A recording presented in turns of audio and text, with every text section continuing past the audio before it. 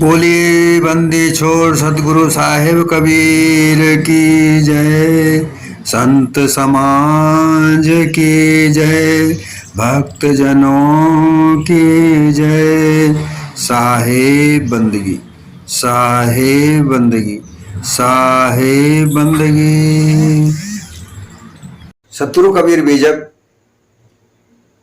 साखी प्रकरण साखी 281।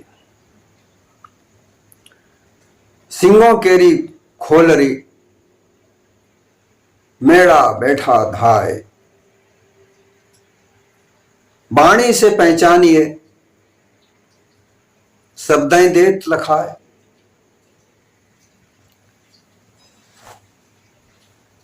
ये जो साखी है, ये साखी पिछली साखी से ही लगी हुई है कि साधु होना चाहिए पक्का होके खेल।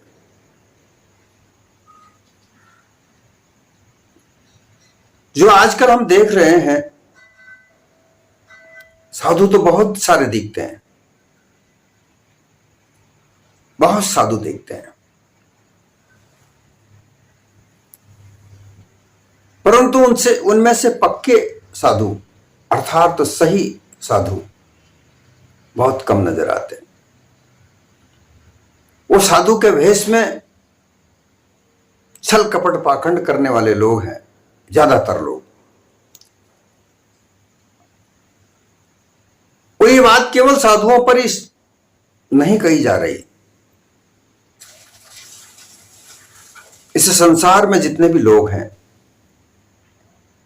ज्यादातर लोग छल कपट पाखंड से अपना स्वार्थ सिद्ध करते हैं।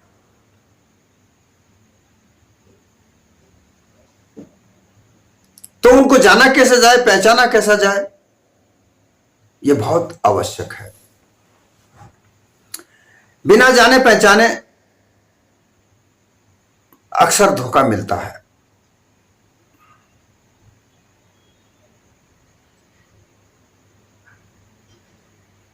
धोखाधड़ी से किसी का धन लुट जाता है, जीवन बर्बाद हो जाता है।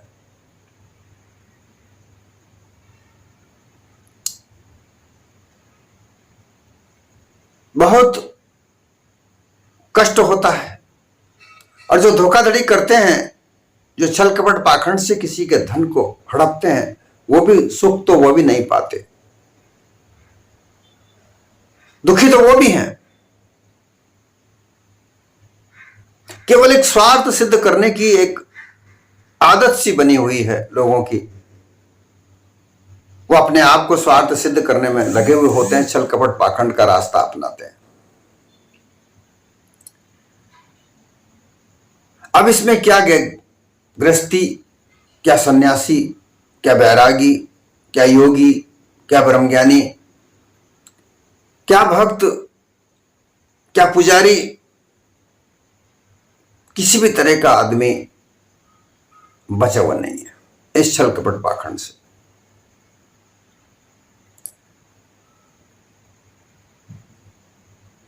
इस छल कपट पाखंड से बचने के लिए कोई नहीं सोचता।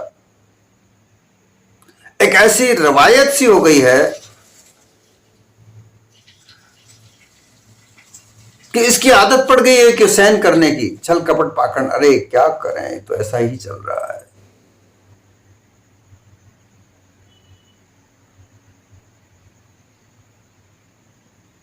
ऐसी आदत पड़ी हुई है। कोई असत्य को त्याग करने को तैयार नहीं है, उस असत्य के ही वातावरण में जीना चाहते हैं।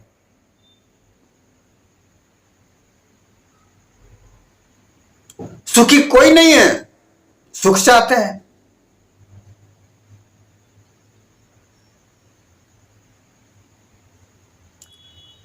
दुख में सुख चाहते हैं। बड़ी विचित्र बात है कि उस दुख को अपनाते हैं और उसी में सुख ढूंढते हैं।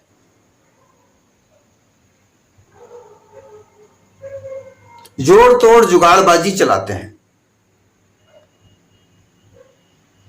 ऐसा नहीं तो ऐसा कर लो जी, अरे हां हो जाएगा, ऐसा कर लो। अरे सच की मारो गोली, सच के ऊपर तो सब लोग भूखे मरते हैं।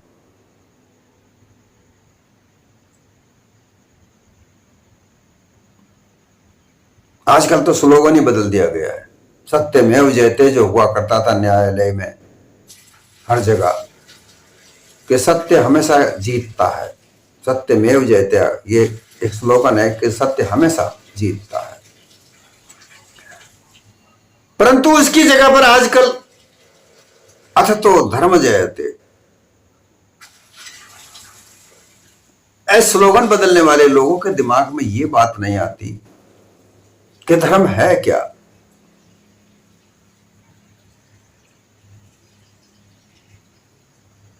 उन्हें यह पता नहीं है। तरह तरह के मतपंथों को बनाकर, संप्रदाय बनाकर, उन सबको एक झुंड तैयार करके उसको धर्म कह देते हैं, जिसमें सत्य कहीं नहीं है।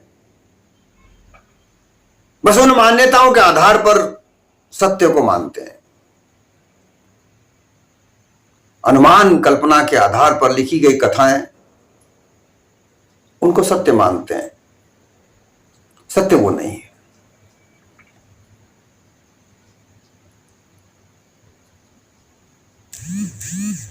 तो यहां ये बात है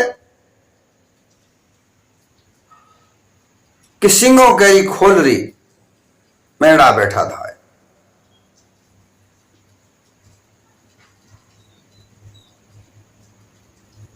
जिस तरीके से सिंह की खोलरी, खाल, खोलरी का तात्पर्य है खाल, मरे हुए सिंह की ऐसी खाल निकाली जिसमें उसका मुंह, आंख वगैरह सारी साथ में थी।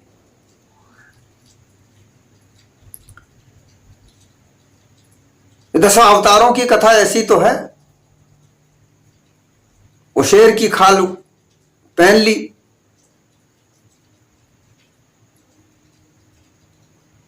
वो शेर की खाल ऊपर आधे शरीर तक थी और नीचे आदमी जैसा। लोग घबरा गए कि ये क्या चीज है। वो तो धोखे में घबरा गया। बहुत बड़ा सूरवीर जो था वो धोखे में घबरा गया कि ये क्या चीज, क्या हुआ, ये शेर भी लग रहा है, ये आदमी जैसा भी है।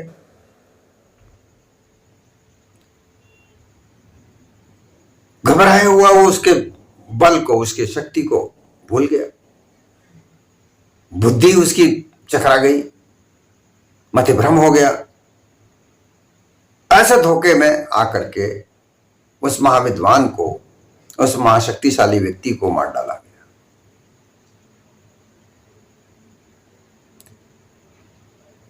तो सिंह को तो दूर से देखते से यही लोग डरते हैं।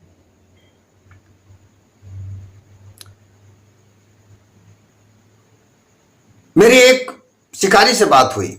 शिकारी मेरे पास आया जिसका एक हाथ का पंजा उड़ गया था बम से। वो गोटे बनाते हैं, पता नहीं क्या क्या घोल घाल के वो कुछ करते हैं, ऐसा जानवरों के लिए बनाते हैं।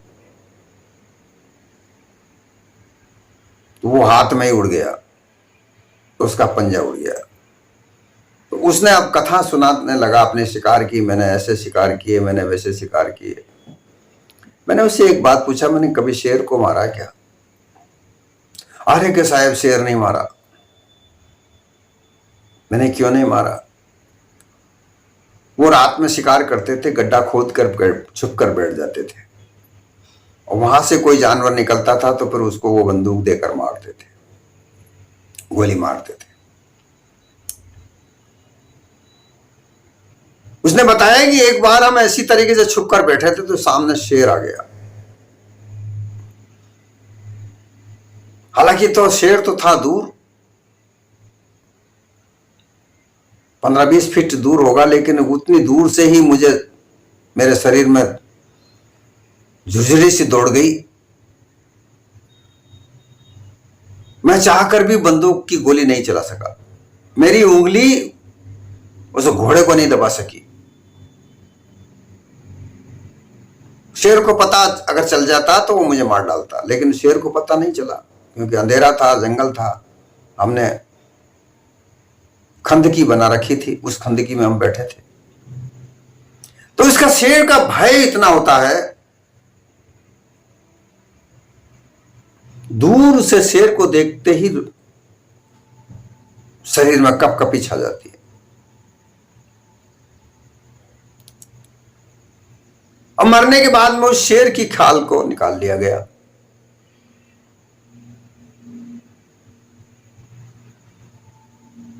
और उसमें एक भेड़ को डाल दिया गया, भेड़ा। एक किसान के पास एक भेड़ा था। उसे चरने के लिए वो भेजता तो सब भगा देते थे, वो भूखा मरता। उस भेड़िए के रखवाले ने एक तरकीब सूझी, युक्ति बनाई कि एक शेर की खाल को ले आए। उस शेर की खाल में उस भेड़िए को बिठा दिया।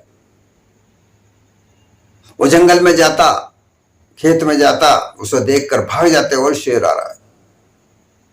खेतों में जाकर खूब फसल को खूब चरता। किसान भी डर के मारे भाग जाता।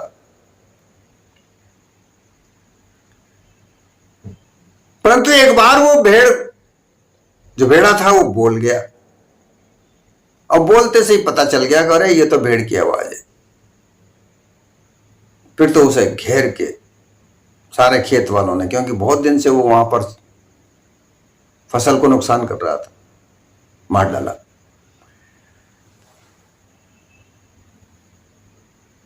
ऐसी स्थिति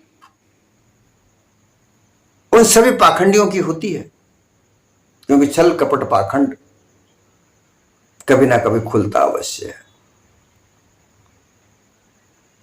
यह मत सोचो कि तुम्हारा पाखंड कभी खुलेगा नहीं। तुम्हारा पूरा जीवन पाखंड में चल सकता है, जा सकता है, लेकिन जिस दिन खुल गया,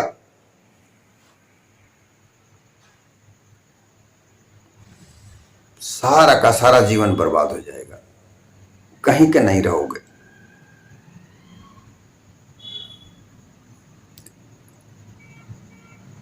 इसलिए सच्चे होकर के रहना सीखो, पक्का होकर रहना सीखो। यह साधुता का ही तात्पर्य नहीं है। हर जगह यह बात लागू होती है कि कहीं भी जहां तुम काम करते हो, जिस वातावरण में तुम रहते हो, उस वातावरण में तुम्हारा जो कार्य है, जो तुम्हारी जवाबदारी जिम्मेदारी है, उसको नेक नीति ईमानदारी से पक्का होकर के निभाओ, पक्का होकर के निर्वहन करो। और जब तक तुम पक्का होकर निर्वहन ना करोगे, धोखा तुम्हें भी साथ रहता है। तुम धोखा दूसरे के साथ कर रहे हो, छल कपट पाखंड दूसरे के साथ कर रहे हो, वो तुम्हारे साथ भी है, क्योंकि तुम तो उसे अपनाए हुए हो। तुमने तो अपना रखा है, तुम उसका प्रयोग करते हो। छल कपट पाखंड धोखा का अपना कर उसका प्रयोग करते हो, उसी के साथ तुम्हारा जीवन बनाते हो। तो वो तो तुम्हारे साथ ही तो है।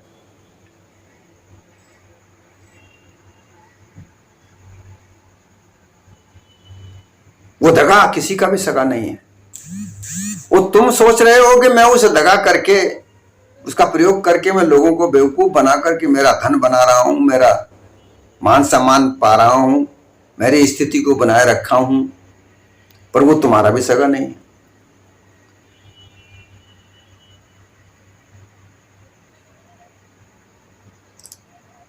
वो तो तुम्हें भी कभी किसी ना किसी दिन चपेट में ले लेगा, और जिस दिन चपेट में आ जाएगा, तुम्हारा पूरा जीवन बर्बाद हो जाएगा।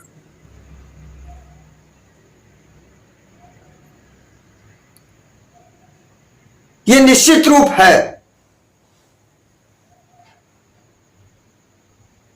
कि छल कपट पाखंड से बनाया हुआ जीवन स्थिर नहीं रहता। अरे सच्चा जीवन ही निश्चित स्थिर नहीं रहता, क्योंकि यह देह सच्ची है। जड़ देह है, जड़ पदार्थ से बनी हुई है। ये तुम्हारा साधन है। इस साधन में रहकर तुम इस संसार के कार्य करते हो। और संसार में तुम्हारे क्या कार्य हैं? अगर तुम गृहस्थी हो तो तुम्हारी गृहस्थी को सही तरीके से चलाना। तुम्हारी गृहस्थी में तुम्हारी पत्नी है, तुम्हारे बच्चे हैं, तुम्हारे माता पिता हैं, उनकी सेवा, माता पिता की सेवा, बच्चों का पालन पोषण, तुम्हारी स्त्री को खाना दाना भरण पोषण, जो गृहस्थ की जीवन की जिम्मेदारियां होती हैं संपूर्ण तरीके से उनको निभा, उनको संपूर्ण तरीके से पूरा करना, ये तुम्हारी जवाबदारी है, ये तुम्हारा कार्य है इस देह में रहकर। बाल ब्रह्मचारी हो, शादी नहीं की, गृहस्थी में नहीं हो, तो तुम्हारा कार्य है ब्रह्मचार्य रहते हुए सच्चे ज्ञान को एकत्रित करो और उस ज्ञान से इस संसार को लाभान्वित करो। गृहस्थी त्याग कर बाद में साधु बनते हैं, त्यागी होते हैं, तो पक्का होकर के त्यागो, आधे अधूरे होकर मत त्यागो।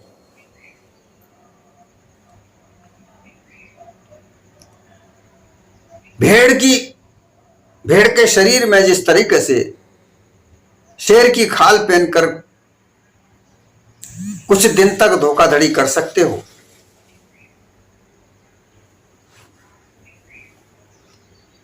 क्योंकि संत का जो चोला होता है यह शेर की तरह होता है।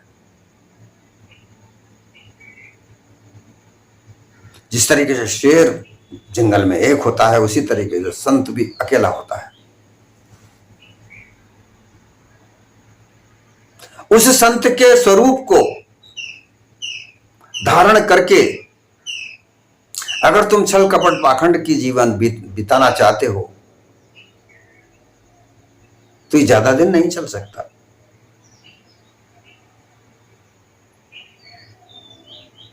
बहुत से लोग ऐसा कर रहे हैं और जिन्होंने किया है उनका हश्र, उनका जो निर्णय तुमने देखा, कहने की आवश्यकता नहीं है। जिन जिन लोगों ने भी छल कपट पाखंड का जीवन अपनाया, बाना पहना साधु का, शेर तो बने, अर्थात तो शेर का चोला तो पहना। और शेर का चोला किसने पहना? गीदड़ ने।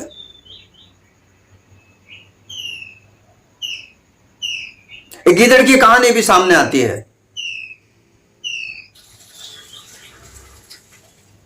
एक गीदड़ जो था जंगल से शहर की तरफ आया कि शहर में बहुत कुछ खाने को मिलेगा। पूरा झुंड था, झुंड का झुंड आया। जब वो शहर में अंदर घुसा तो वहां के कुत्तों ने उनको भगाया। कुत्तों के झुंड उनके ऊपर टूट पड़े। तो जो सियार थे वो अपने अपने तरफ जहां भी भागने को जगह मिली भाग लिए। एक सियार ऐसी जगह भागा जहां पर एक धोबी का घर था, रंगरेज का, कपड़े रंगता था। उसने नीला रंग पका करके एक बड़े से बर्तन में रख रखा था, भर के सुबह इसमें रंग कपड़ा रंगूंगा। कुत्तों के डर के मारे वो सियार उस रंग के बर्तन में जा गिरा और पूरा नीला हो गया। जैसे तैसे जान बचाकर वो जब जंगल में पहुंचा तो उसका नीला शरीर देखकर सारे लोग भौचक्के हो गए, भाई ये कौन कर गया। डर के मारे कांपने लगे, भाई ये तो अजीब जानवर है, भाई पता नहीं कहां से आया है, कैसा आया है। उसने सोचा ये मेरे से सब डर रहे हैं, चलो इसका फायदा उठाया जाए। तो उन्होंने कहा कि मुझे ईश्वर ने ऐसा रूप दिया है, तुम्हारे ऊपर सबका राजा बनाकर मुझे भेजा है, तो मेरी सेवा करो। तो जो शेर था जंगल का वो भी उसकी सेवा में लग गया। बड़े बड़े हिंसक जानवर, बड़े बड़े सारे उसकी सेवा में लग गए। उसका सिंहासन बनाया, वो बैठकर उस पर सिंहासन पर राज करे, सबसे सेवा कराए। उसे बड़ा आनंद आने लगा। जो शियार के लोग थे वो समझ गए कि जो हमारे जैसी इसकी शारीरिक बनावट है, ये क्या हो सकता है। उसने देखा कि इन शियारों को बाहर भगाओ, ये मेरी पोल खोल सकते हैं। आदेश निकाल दिया कि जितने भी शियार हैं जंगल में से बाहर निकाल कर भगा दो। शियारों को भगा दिया गया। शियारों के दिमाग में आ गया करना मत ना कहीं ये अपना शियार ही हो, ये कहीं ना कहीं रंग बदल गया। तो इसकी जांच करने के लिए क्या किया जाए। तो बोली ते पहचानिए, ये साहब ने आगे कह रहे हैं कि बोली ते पहचानिए। सबकी अपनी अपनी अलग अलग बोली होती है। साधु चाहे कितना ही बड़ा बन जाए, छल कपट पाखंड उसके साथ होगा, उसकी बोली चाली भी छल कपट पाखंड पूर्ण होगी। यह पहचानने की आवश्यकता है। बोली ते पहचानिए, शब्द देत लखाए। बोली एक अमोल है जो कोई बोले जाने।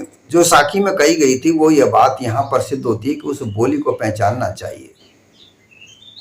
हमारे घट में तो हम शुद्धता से उसको समझकर, सोच समझकर बोले ही सही, परंतु अन्य दूसरा व्यक्ति क्या बोल रहा है उसको भी पहचानो। उसके जो बोल निकल रहे हैं, उसके जो शब्द निकल रहे हैं उसके मुखारबिंद से,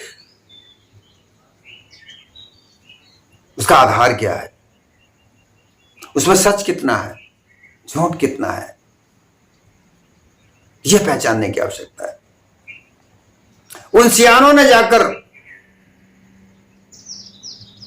मीटिंग बनाकर एक बात निश्चय की कि सियारों में एक आदत होती है कि एक सियार बोलता है तो सारे सियार उसकी आवाज में आवाज निकाल कर बात करते हैं।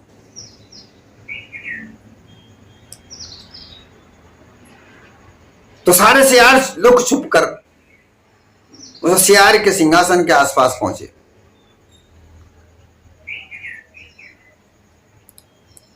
और जब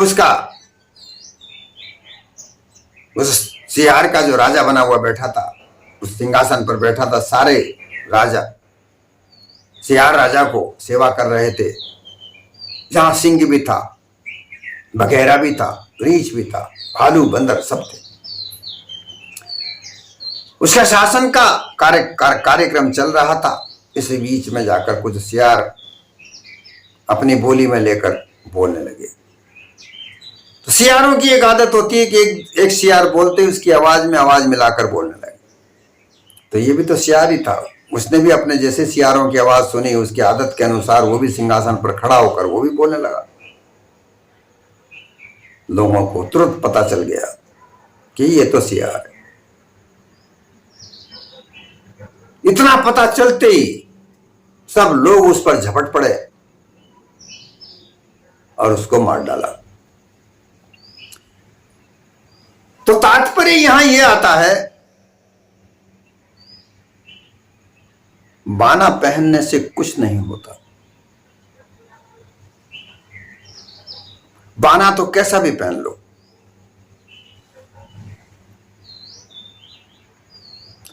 और आप सिद्धांत के पक्के हो और पक्के साधु हो तो बाना पहनने की भी आवश्यकता नहीं है।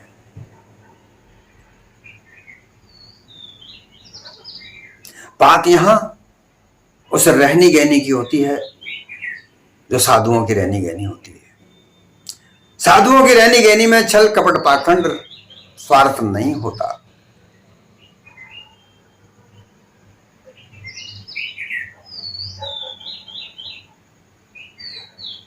संतों की रहनी गहनी में अगर स्वार्थ होता तो वो अपने गृहस्थ जीवन को त्याग कर, अपने धन धान्य से भरा हुआ घर को त्याग कर फकीर होकर क्यों घूमते।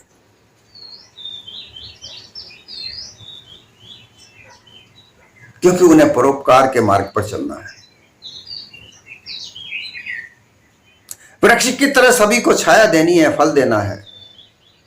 नीर नदी का जल की तरह सभी को जल पिलाना है।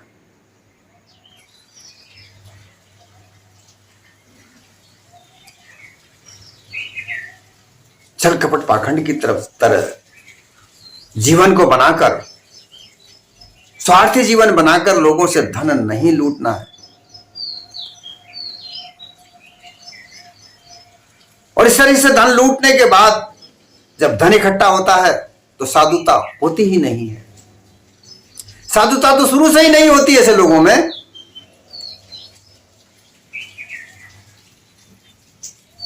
साधुता का तो बहुत बड़ा, उसकी महिमा तो हर महात्माओं ने गाई है। साधु की महिमा हमेशा गाई जाती है, संतों की महिमा हमेशा गाई जाती है। संत ही तो हैं जैसे संसार को शांत करते हैं। संतों की रहनी गहनी देखकर लोग शांत होते हैं। दर्शन मात्र से उनके मन में शांत भावना पैदा होती है। वैराग के प्रतिमूर्ति ज्ञान स्वरूप परोपकारी साधु होते हैं।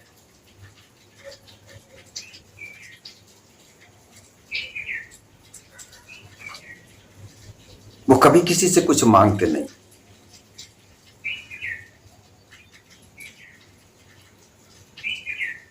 इसलिए साधु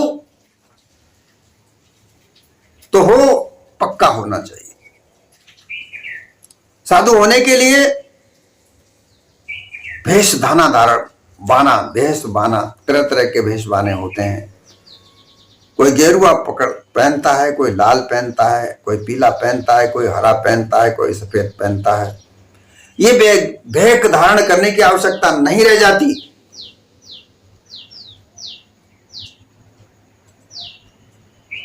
साहब ने कहा, मन ना रंगाए साधु रंगाए ले कपड़ा।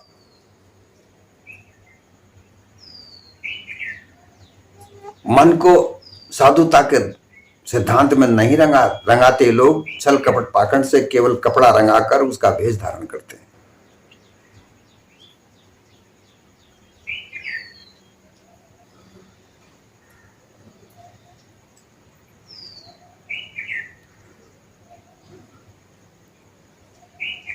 आसन मार डिंब धर बैठे सिमरन की रुत जाए।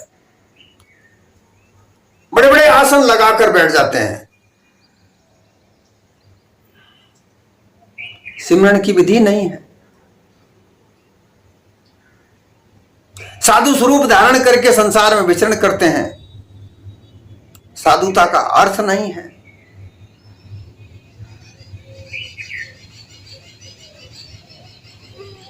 ये सब चीज सीखना चाहिए। ये जब सब चीजें सीख जाए, साधुता का विचार हृदय में परिपूर्ण हो जाए, तो भेष धारण करने की कोई आवश्यकता नहीं।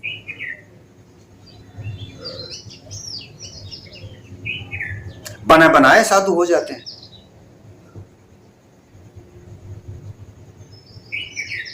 छल कपट पाखंड झूठ मिथ्या से अपने आप को साधु रूप में प्रस्तुत करना सबसे बड़ा धोखा है। और जब इस धोखे की सबको पता चलता है,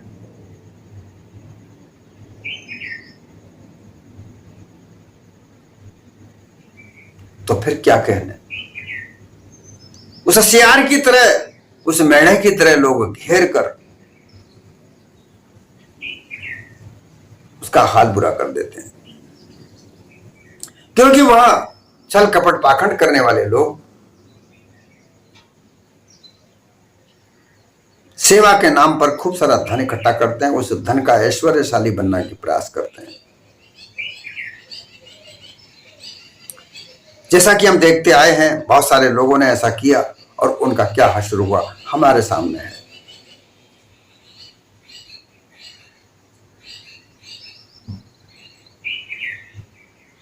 और ये सभी के लिए है बात। चाहे वो गृहस्थ में रहे, चाहे त्यागी बैरागी हो, चाहे ब्रह्मचारी हो, हर जगह अपनी कर्तव्य निष्ठता परिपूर्ण तरीके से की जानी चाहिए। अपने कर्तव्य को छल कपट पाखंड से रहित होकर करना चाहिए। तब तुम्हें अपने जीवन का सफल रास्ता प्राप्त होगा। अन्यथा छल कपट पाखंड में रहोगे और जिस दिन तुम्हारा छल कपट पाखंड खुलेगा, कहीं के भी नहीं रहोगे।